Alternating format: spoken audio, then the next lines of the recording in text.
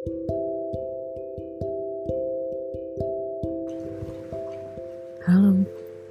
aku Naomi, salah satu orang yang suka berpikir sebelum tidur.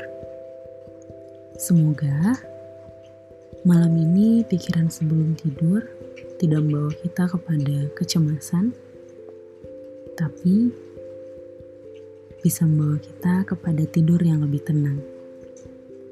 Hari ini mau cerita tentang krisis. Sebelumnya ada yang minta untuk cerita tentang krisis atau quarter life crisis.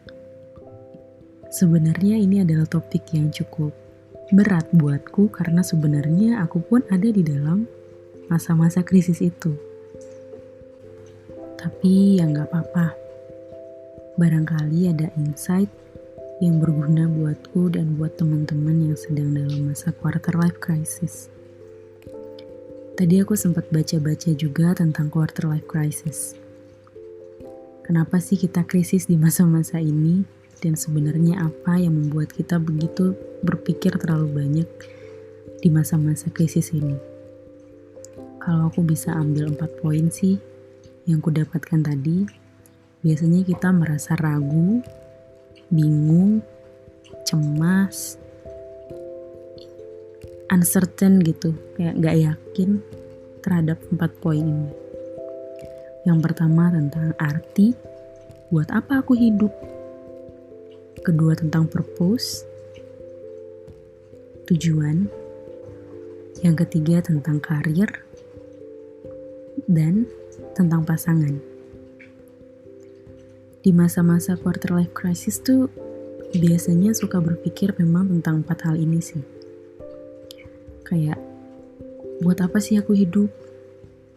Tujuanku tuh mau apa? Aku mau jadi apa? Lulus kuliah, aku langsung mau kerja? Atau aku nikmatin dulu masa-masa ini ya untuk liburan dulu kayak ngapain kayak selagi masih muda?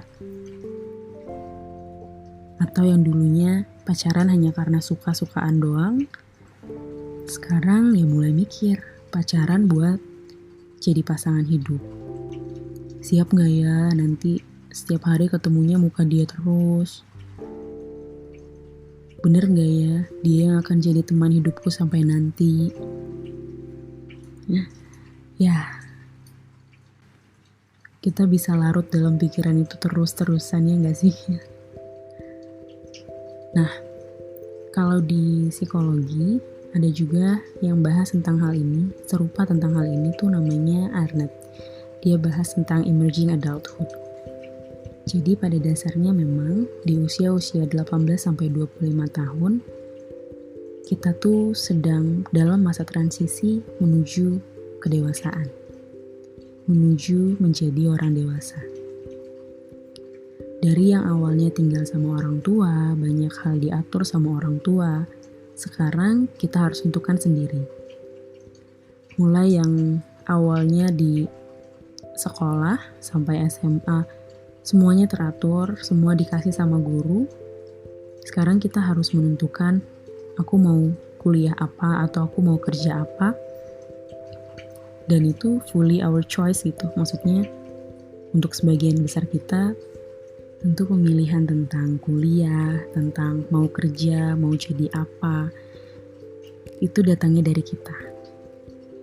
Kita mulai berpikir, aduh mau jadi apa ya? Apa yang kulakukan saat ini seakan-akan benar-benar determine, benar-benar menentukan nanti aku akan jadi orang apa. Atau di luar itu, mungkin banyak hal yang kita cita-citakan dulu, tapi kita pada akhirnya tidak mencapainya. Misalnya, menikah di usia sekian, ternyata sekarang udah menyentuh angka usia itu kok, punya pacar aja belum. Atau yang dulunya berpikir kalau, aku nanti lulus kuliah tuh langsung kerja, punya uang segini, aku bisa pokoknya lepas tanggung jawab finansial dari orang tua deh. Orang tua gak perlu bantuin aku lagi. Nyatanya masih dibantuin sama orang tua dan belum bisa mandiri secara finansial seperti yang dibayangkan. Atau bahkan setelah lulus kuliah, ternyata tidak segampang itu mencari pekerjaan. Ya memang banyak hal yang buat kita tuh berpikir dan mempertanyakan tentang keberadaan diri kita. Seakan-akan merepotkan orang lain, seakan-akan gak tahu tujuan kita ada di tempat ini sekarang tuh buat apa. Seakan-akan gak pantas untuk mendapatkan pasangan, atau mungkin mulai ngerasa, aku dibandingin orang lain tuh gak ada apa-apanya. Mulai sibuk membandingkan diri sendiri dan orang lain yang mungkin sebenarnya juga berada dalam kondisi krisis yang sama. Kupikir ada baiknya sih untuk memikirkan tentang banyak hal di usia-usia ini. Tentang apa yang mau dilakukan ke depan. Dan buatku yang paling penting adalah untuk menempatkan nilai. Aku tuh suka mikir, ya ini tuh sebenarnya pikiranku sendiri sih. Tentang, aku takut kalau aku gak membentuk nilai-nilai hidupku dari sekarang, kalau aku gak mengisi pikiranku dengan yang baik-baik sekarang, dan berperilaku yang benar dari sekarang tuh, aku takut nanti kalau aku udah semakin dewasa, menginjak usia 30, 35, 40 tuh aku udah gak bisa berubah lagi. Atau menjadi sangat sulit untuk berubah, dan tanpa sadar aku mungkin menyakiti orang-orang di sekitarku dengan pola pikirku yang aneh gitu. Kalian pernah gak sih ngerasa kayak ketemu dengan ibu-ibu atau bapak-bapak atau om tante kalian, paman bibi kalian? Sama gak sih? Om tante, paman bibi. Yaitu, atau siapa gitu yang sudah sulit menerima input gitu, menerima masukan-masukan dari orang lain, yang otaknya kayak udah kaku gitu, mau dikasih tahu apa juga udah susah dibilangnya. Dia udah punya nilai-nilai sendiri, kayak misalnya di zaman-zaman sekarang aja nih yang dekat-dekat, kayak udah dilarang untuk keluar rumah, udah diminta untuk social distancing, tapi masih ngerasa, gak apa-apa lah aku keluar, kan hidupku di tangan Tuhan. Hal-hal yang seperti itu loh. Nah kalau misalnya orang yang sudah lebih tua tuh, kadang-kadang untuk kita kasih tahu hal-hal seperti ini kan susah ya. Gitu loh maksud aku. Aku takut kalau aku tidak mengisi pikiranku dengan hal-hal yang baik dari sekarang dan terus memperbarui gitu. Aku takut otakku tiba-tiba jadi kaku, kayak punya nilai yang kayak harus kayak gini, harus kayak gitu. Gak pengennya itu tetap fleksibel. Jadi kupikir untuk terus memikirkan tentang tujuan hidup, arti hidup, karir, yang gitu-gitu tuh penting sih. Asalkan jangan sampai kita larut di dalamnya. Nah, kalau kita bicara tentang quarter life crisis tuh, biasanya kan seringkali tuh kita larut ya di dalamnya. Belum lagi tentang mempertanyakan diri kita sendiri tuh yang kayak menyakitkan rasanya, karena seringkali waktu kita mempertanyakan diri kita sendiri tuh yang datang adalah hal-hal negatif tentang kita, ya gak sih? Yang datang malah ketidakmampuan kita untuk melakukan A, B, C, D. Ya memang seringkali di usia-usia sekarang kita sibuk membandingkan rumput kita dengan rumput tetangga kan. Ya rumput tetangga memang akan terus terlihat lebih hijau. Kadang-kadang kita malah gak ngelihat rumput kita sendiri loh. Kita sibuk lihat rumputnya orang dan ngelihat, dia mah udah bagus, dia mah udah keren, aku mah belum. Ya kalau begitu terus gak akan ada jalan keluar juga kan. Ternyata bahas quarter life crisis ini agak-agak panjang ya. Karena memang banyak yang terjadi di masa-masa ini. Pada dasarnya aku sih di masa-masa ini mengisi diriku dengan hal-hal yang positif dan belajar untuk melihat diriku lebih positif lagi. Paling enggak untuk merasa berarti ada di dunia saat ini. Paling enggak untuk ngerasa bertumbuh dan berani ngelihat diriku sendiri.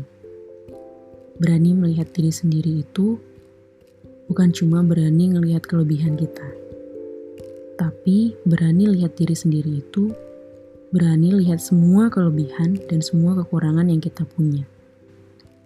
Di usia-usia ini, aku belajar juga untuk tidak menjengkal diriku dengan tolak ukurku sendiri. Tidak menjengkal diriku dengan rumputnya orang lain.